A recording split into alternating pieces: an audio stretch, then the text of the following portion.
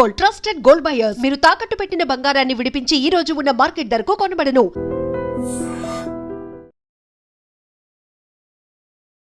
Welcome to iDream media. So జనరల్గా deficiencies, vitamin deficiencies ఇబ్బంది పెడుతూ ఉంటాయి. అయితే ఏ విటమిన్ డెఫిషియన్సీ ఉంటే మనకి ఎలాంటి లక్షణాలు కనిపిస్తాయి, వివరాలు తెలుసుకుందాం. మనతో పాటు ఉన్నారు ప్రముఖ న్యాచురోపతి వైద్యులు డాక్టర్ జ్యోత్స్నా పులిపాటి గారు. మ్యామ్ నమస్తే అండి. నమస్తే అండి. మ్యామ్, విటమిన్ డెఫిషియన్సీ లక్షణాలు, దాన్ని మళ్ళీ సరి చేసుకోవడం ఎలాగా ఫుడ్స్తోని అనేది చేద్దాము. ఎన్ని రకాల విటమిన్స్ ఉన్నాయి, ఏ ఏ డెఫిషియన్సీ వస్తే ఎలాంటి లక్షణాలు కనిపిస్తాయి, వాటికి ఎలాంటి ఆహారాలు తీసుకోవాలి? ఓకే, చాలా బ్రాడ్ క్వశ్చన్ అండి. సో విటమిన్స్ మనకి 2 రకాల విటమిన్ కేటగిరీస్ ఉంటాయండి. Water soluble vitamins and fat soluble vitamins అన్నమాట. సో విటమిన్ బి కాంప్లెక్స్ అంటాము, ఎందుకంటే విటమిన్ బి నుంచి విటమిన్ B12 దాకా ఉంటాయన్నమాట different vitamins. And vitamin C, ఈ 2 కూడా water soluble vitamins. And vitamin ADEK, ఇవన్నీ కూడా ఫ్యాట్ సాల్యుబుల్ విటమిన్స్ అన్నమాట. సో ఇవి మన డిఫరెంట్ టైప్స్ ఆఫ్ విటమిన్స్. అయితే అన్ని విటమిన్స్కి దాని ప్రాముఖ్యత ఉన్నది. అండ్ విటమిన్ డెఫిషియన్సీస్ అనేవి డిఫరెంట్ సిమ్టమ్స్ మనకు కనిపిస్తూ ఉంటాయి. అయితే ఈ మధ్య కాలంలో కొన్ని విటమిన్ డెఫిషియన్సీస్ అనేది అధికంగా మనం ఆల్మోస్ట్ 10 మందిలో 7-8 మందిలో చూస్తూ ఉన్నాము. అండ్ ఎటువంటి ప్రాబ్లం ఉన్నా కానివ్వండి, ఈ స్పెసిఫిక్ విటమిన్ డెఫిషియన్సీస్ ఒక మూల కారణంగా మనం చూస్తున్నాం అనమాట. లేటెస్ట్ రీసెర్చ్ ప్రకారం any kind of uh disease, right from chronic diseases like even diabetes, hypertension కానివ్వండి, ఆటోఇమ్యూన్ డిసీజెస్ కానివ్వండి, or any kind of bone and muscle డిసీజెస్లో మనం ఎక్కువగా అధికంగా చూస్తున్నది విటమిన్ డి డెఫిషియన్సీ.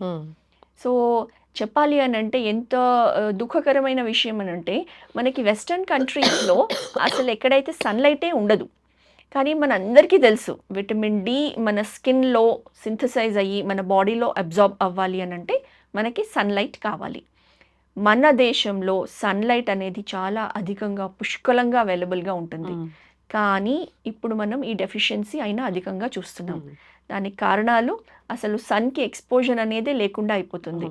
పొద్దున లేచిన దగ్గర నుంచి ఆఫీస్కి కానివ్వండి, స్కూల్స్కి కానివ్వండి, అలా మనం కార్లో ఎక్కడము లేకపోతే వెహికల్లో ఎక్కడము వెళ్ళడము, అండ్ మార్నింగ్ టు నైట్ అదే క్లోజ్డ్ రూమ్స్లో కూర్చోవడం. సో పర్టికులర్గా బయట ఈవెన్ పిల్లలు కూడా బయట ఆడడం అనేది చాలా తక్కువ అయిపోయింది. మార్నింగ్ టైంలో హడావిడిగా వాళ్ళు స్కూల్కి రెడీ అవుతారు, బయలుదేరుతారు, వెళ్ళిపోతారు. ఎప్పుడో ఈవినింగ్ వస్తారు, రాగానే ట్యూషన్స్, హోంవర్క్స్ అని కూర్చుంటారు. ఈవెన్ వర్కింగ్ పీపుల్ కూడా మార్నింగ్ వెళ్ళారనంటే నైట్ వరకు అసలు ఎక్కడ కూడా సన్ ఎక్స్పోజర్ అనేది లేకుండానే ఉంటుంది. ఇంకా నైట్ షిఫ్ట్స్లో వర్క్ చేసే వాళ్ళ పరిస్థితి ఇంకా దారుణంగా ఉంటుంది. సో దీంతో మనం ఈ విటమిన్ డి డెఫిషియన్సీ చూస్తున్నాం. అయితే దీని సిమ్టమ్స్ అండ్ సైన్స్ ఎలా ఉంటాయనంటే చాలా అన్ఎక్స్ప్లెయిన్డ్గా ఉంటాయన్నమాట. ఎవరికైనా కానివ్వండి బోన్స్ లోపల బొక్కల నుంచి నొప్పేస్తుంది అనేసి అంటారు. నాకంత మజిల్ పెయిన్స్ ఉన్నాయి అని అంటారు. ఒళ్ళంతా తెలియని నొప్పులు అన్నమాట. సో ఇలా బాడీ పెయిన్స్ ఏవైతే అసలు తగ్గకుండానే కొన్ని రోజుల తరబడి, నెలల తరబడి అసలు బాడీ పెయిన్స్ సివియర్గా ఉన్న వాళ్ళకి మనం ఫస్ట్ ఆలోచించాల్సింది విటమిన్ డి డెఫిషియన్సీ ఉండొచ్చు అని. అండ్ డెఫినెట్లీ మనం ఎప్పుడైతే బ్లడ్ టెస్ట్ చేస్తామో అందులో విటమిన్ డి లెవెల్స్ అనేది మనకి తెలిసిపోతూ ఉంటాయి. సో విటమిన్ డి ఎస్పెషల్లీ పిల్లల్లో తక్కువ అయినప్పుడు దాన్ని రికెట్స్కి దారితీస్తుంది. పెద్దవాళ్ళల్లో విటమిన్ డి డెఫిషియన్సీ ఉంటే కనుక న్యాచురలీ మన బోన్స్ అనేది వీక్ అండ్ ఫ్రెజైల్ కండిషన్కి దారితీస్తుంది. సో విటమిన్ డి ఈ అన్నిటికీ most importantly bones, muscles and ఈ డిఫరెంట్ డిసీజ్డ్ కండిషన్స్కి చాలా చాలా ఇంపార్టెంట్. ఓకే, డి విటమిన్ రావాలి అని అంటే first thing sunlight exposure. And sunlight exposure అని అంటే మనం మామూలుగా ఇలా వెళ్ళి సన్లైట్లో కూర్చుంటే మనకి విటమిన్ డి లభించదు. ఎస్పెషల్లీ విటమిన్ డి సింథసైజ్ అవ్వాలి అని అంటే మన స్కిన్ ఏరియా అనేది సన్లైట్కి ఎక్స్పోజ్ అయి ఉండాలి. అండ్ దానికి కూడా morning time or evening time before మనం చెప్పాలి అని అంటే 10 AM, 7 to 10 AM మంచి సన్లైట్ ఏవైతే ఉంటుందో యూవీ రేడియేషన్ కూడా తక్కువ ఉంటుంది. అలాంటి టైంలో అయితే గనక 30 minutes మినిమం మనం సన్కి ఎక్స్పోజ్ అవ్వాలి. సో మినిమం క్లోదింగ్ వేసుకోవడము and especially light coloured clothes వేసుకుంటే కనుక సన్ రేస్ బాగా పెనిట్రేట్ అయ్యి మనము విటమిన్ డి సింథసైజ్ చేయడానికి మన స్కిన్ బాగా హెల్ప్ అవుతుంది. లేకపోతే ఇలా టైం లేని వాళ్ళు, లేకపోతే మార్నింగ్ సన్లైట్లో ఎక్స్పోజ్ కాలేని వాళ్ళకి ఈ మధ్యలో even afternoon time between 1 to 4 అయినా కానివ్వండి, 2 to 4 అయినా కానివ్వండి, ఆ టైంలో సన్‌లైట్ అనేది షార్ట్ రేస్ అన్నమాట. హ్మ్. డైరెక్ట్‌గా మనకి పడుతూ ఉంటాయి. So, even 15 minutes exposure sufficient అన్నమాట. ఓకే. సో, ఆఫ్టర్నూన్ టైంలో ఒక 10 to 15 మినిట్స్ ఎక్స్‌పోజ్ అయినా కానివ్వండి, మన బాడీకి కావాల్సిన విటమిన్ డి అనేది సన్‌లైట్ ద్వారా సింథసైజ్ అవుతుంది. And foods. So, vitamin D rich foods. Vitamin D rich foods చెప్పాలి అంటే కొన్ని లిమిటెడ్‌గానే ఉన్నాయి. ఫర్ ఎగ్జాంపుల్ మష్రూమ్స్‌లో విటమిన్ డి అధికంగా ఉంటుంది. అట్ ద సేమ్ టైమ్ మష్రూమ్స్‌ని మనం తెచ్చుకున్న తర్వాత వాటిని కొంచెం సేపు ఉప్పు నీళ్ళల్లో కడిగేసి జస్ట్ ప్లేట్‌లో ఆరబెట్టి మనం సన్‌లైట్‌లో పెట్టామనుకోండి ఒక 15 మినిట్స్, వాటికి సన్‌లైట్‌ని అబ్జార్బ్ చేసుకునే ప్రాపర్టీ ఉంటుందన్నమాట. ఓకే. అండ్ అది తెచ్చుకొని మనం కుక్ చేసుకుంటే మనకు అందులో కూడా విటమిన్ డి లభిస్తుంది. Okay. Plus some fortified foods, కొన్ని మిల్క్స్ కానివ్వండి, లేకపోతే జ్యూసెస్ కానివ్వండి, ఈ మధ్య వాటిని ఫార్టిఫై చేస్తున్నారు విటమిన్ డితో. ప్లస్ వీటన్నిటితో పాటు even green leafy vegetable and certain kind of fishes అన్నమాట. వాటిలో కూడా విటమిన్ డి అధికంగా ఉంటుంది. ఓకే. B12 డెఫిషియన్సీ ఉంటే?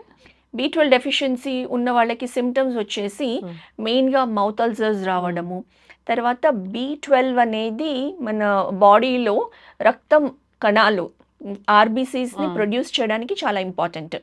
సో, రక్త కణాలు తక్కువైపోతాయి, హిమోగ్లోబిన్ లెవెల్స్ తగ్గుతాయన్నమాట. సో, B12 డెఫిషియన్సీ ఎనీమియా అనేది వస్తుంది.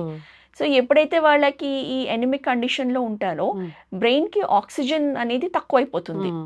బికాజ్ ఆర్‌బీసీస్ తక్కువ ఉంటాయి. అలాంటి కండిషన్‌లో మెంటల్ ఫాగింగ్ కానివ్వండి, బ్రెయిన్ ఫాగింగ్ అంటాము. తర్వాత memory loss, temporary memory loss లాగా ఉండడము. తర్వాత టింగ్లింగ్ అండ్ నమ్నెస్ ఉంటుంది. మొహం అంతా, బాడీ అంతా కూడా పాలిపోయినట్లు ఉంటుంది రక్తహీనతతో. సో, ఇట్లాంటి అండ్ వాళ్ళకి వీక్‌నెస్ అన్నమాట. విపరీతమైన వీక్‌నెస్, ఫెటీగ్, లెథార్జీ, ఏమీ పని చేయాలనిపించదు. అలాంటి కండిషన్స్ అంతా కూడా మనం B12 డెఫిషియన్సీలో చూస్తాము. ఓకే. అంటే పొట్టు ధాన్యాలు తీసుకుంటే B12 డెఫిషియన్సీ? పొట్టు ధాన్యాల్లో ఉంటుంది B12 బాగా. ఈవెన్ పుట్టగొడుగుల్లో, మష్రూమ్స్‌లో కూడా B12 బాగా ఉంటుంది. తర్వాత ఫర్మెంటెడ్ ఫుడ్స్‌లో మనం ఇడ్లీ, దోస చేసేటప్పుడు బ్యాటర్‌ని ఫర్మెంట్ చేస్తాము. అలాంటి ఫర్మెంటెడ్ ఫుడ్స్‌లో విటమిన్ B12 బాగా ఉంటుంది. తర్వాత ఈవెన్ కర్డ్, బటర్ మిల్క్, దీంట్లో కూడా విటమిన్ B12 మనకి బాగానే లభిస్తుందన్నమాట. యెస్. డాక్టర్ గారు, ఈ సి విటమిన్ డెఫిషియన్సీ ఉంటే ఎలాంటి లక్షణాలు కనిపిస్తాయి? సి విటమిన్‌తో మనకి వచ్చే డిసీజ్‌ని స్కర్వీ అంటామన్నమాట. ఎస్పెషల్లీ దాంతో మనకి ఈ యాంగిల్స్ ఆఫ్ మౌత్ ఏవైతే ఉన్నాయో ఇక్కడ క్రాక్స్ రావడము, తర్వాత బ్లీడింగ్ అవ్వడము, ఎక్స్‌ట్రీమ్ డ్రైనెస్, పెయిన్ ఉండడము, తర్వాత బ్లీడింగ్ గమ్స్, మన చిగుడు వాపులు, చిగుళ్ళ నుంచి బ్లీడింగ్ అవ్వడము, ఇవన్నీ కూడా విటమిన్ సి డెఫిషియన్సీస్‌తో వస్తాయన్నమాట. అండ్ విటమిన్ సి మెయిన్‌గా బి కాంప్లెక్స్ అండ్ విటమిన్ సితో ఏంటంటే అవి వాటర్ సాల్యుబుల్. కాబట్టి మనం కంటిన్యూస్‌గా సప్లై చేయాలి. అదర్వైజ్ అవి మన బాడీలో వెళ్ళిపోతూనే ఉంటాయన్నమాట. స్టోర్ అవ్వవు. కాబట్టి ఈ విటమిన్ సిని మనము రెగ్యులర్ ఆల్ సిట్రస్ ఫ్రూట్స్, నిమ్మకాయ, ఆరెంజెస్, బత్తాయిలు, పైనాపిల్ అండ్ ఎస్పెషల్లీ గ్వావా, జామకాయ, నేరేడు పండ్లు, వీటన్నిటిలో కూడా విటమిన్ సి బాగా లభిస్తుంది. సో, అవి మన డైలీ ఫుడ్స్‌లో ఇన్కార్పొరేట్ చేసుకోవడానికి చూడాల్సి ఉంటుందన్నమాట. నెక్స్ట్ వచ్చేసి విటమిన్ సి రిచ్ ఫుడ్స్‌లో మనకి ఉసిరికాయలు, సిట్రస్ ఫ్రూట్సే, కాకపోతే స్పెసిఫిక్‌గా ఉసిరికాయలు మనకి సీజన్‌లో వచ్చినప్పుడే వాటిని స్టోర్ చేసి పెట్టుకొని ఐదర్ మురబ్బా ఫామ్‌లో మనం జెల్ లాగా ప్రిపేర్ చేసి షుగర్ అండ్ స్వీట్ సిరప్‌లో వేసి పెడతాము ఉసిరికాయలు. అది కానివ్వండి, లేకపోతే పచ్చడి కూడా పట్టుకుంటాము, నిలవ పచ్చడి. సో, అలా పెట్టుకున్న మనము రోజుకొక హాఫ్ కాయను, చిన్నదైతే ఒక 1 ఫుల్ కాయ పెట్టుకొని ఉసిరికాయ తినడం కూడా రిచ్ ఇన్ వైటమిన్ సి మనకి దొరుకుతుందన్నమాట. సో, ఇవి main sources of vitamin C అని చెప్పాలండి. ఓకే. సో, విటమిన్ ఈ వచ్చేసి vitamin E very good for the skin అన్నమాట. అండ్ ఐస్ కూడా. ఐస్‌కి మెయిన్‌గా విటమిన్ ఏ చాలా ఇట్ ఈస్ వెరీ గుడ్ అన్నమాట. ఇవి ఎస్పెషల్లీ మనకి కొన్ని fish sources, cod liver oil అంటాము, మనకి సప్లిమెంట్స్‌లో కూడా దొరుకుతూ ఉంటాయి జెల్ ఫామ్స్‌లో. And vitamin E and A ఆకుకూరల్లో చాలా బాగా దొరుకుతాయి. ప్లస్ మన మ్మ్. Nuts, hmm. ఎస్పెషల్లీ సీడ్స్ ఉన్నాయి కదండి, మ్మ్. Pumpkin seeds, hmm. Sunflower seeds, hmm. Chia seeds, watermelon seeds, hmm. వీటిల్లో ఈ విటమిన్స్ అధికంగా దొరుకుతాయి ఓకే. నట్స్ అండ్ సీడ్స్లో అనమాట. విటమిన్ కే కోసం ఏం చేయాలి? విటమిన్ కే, పాలకూరలో విటమిన్ కే బాగా అధికంగా దొరుకుతుంది. మ్మ్. కాకపోతే ఏంటంటే విటమిన్ కే ఆర్ పాలకూర తీసుకోకుండా ఉండాల్సిన వాళ్ళు ఎవరైతే బ్లడ్ థిన్నర్స్ పైన ఉన్నారో మ్మ్. అలాంటి వాళ్ళు కొంచెం జాగ్రత్తగా తీసుకోవాలి. Okay. అధికంగా అవి తీసుకోకుండా ఉండాలి. మ్మ్. బికాజ్ ఆల్రెడీ వాళ్ళు బ్లడ్ థిన్నర్స్ పైన ఉన్నారు. మ్మ్. అండ్ అలాంటప్పుడు ఇది క్లాట్ చేయడానికి హెల్ప్ చేస్తుంది కాబట్టి అది చూసుకొని అవాయిడ్ చేయాల్సి ఉంటుంది అనమాట. Okay. So and vitamin K sources వచ్చేసి ఫ్రెష్ ఫ్రూట్స్, మ్మ్. లైక్ మనకి బెర్రీస్లో కూడా విటమిన్ కే చాలా బాగా అధికంగా లభిస్తుంది. మ్మ్. అండ్ అవకాడోస్లో విటమిన్ కే బాగా లభిస్తుంది.